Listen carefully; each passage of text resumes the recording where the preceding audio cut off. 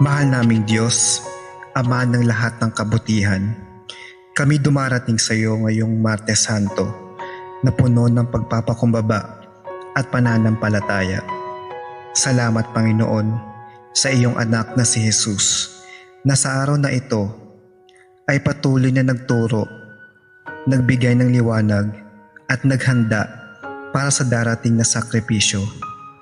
Sa araw na ito, naaalala namin kung paano niya ipinahayag ang iyong katotohanan kahit na hinamon siya ng mga hindi naniniwala sa Kanya.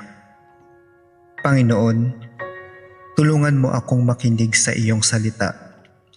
Alam ko, Diyos ko, na madalas akong nagugulo ng mga bagay sa paligid ko, ng mga alalahanin, ng mga tukso, at ng aking sariling kahinaan.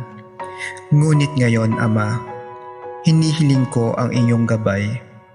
Bigyan mo ako ng bukas na puso at isip upang maunawaan ang iyong plano para sa akin. Kahit na minsan ay mahirap itong tanggapin.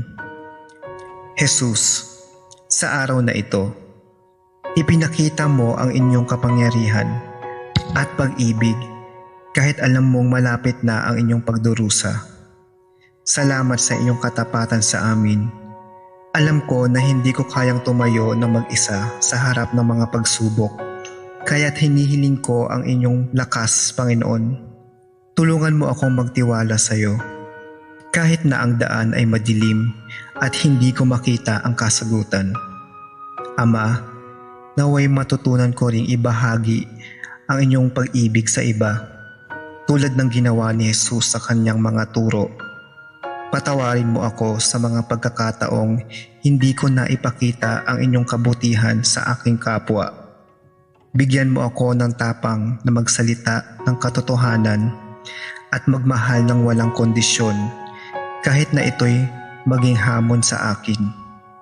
Panginoon, sa araw na ito ng Martes Santo, hinihiling ko rin ang inyong pagpapala para sa aking pamilya, mga mahal sa buhay, at lahat ng nananangan sa iyo. Patnubayan mo kami habang kami naglalakbay kasama si Jesus patungo sa krus. Naway maging matatag kami sa pananampalataya at puno ng pag-asa sa iyong pangako ng kaligtasan.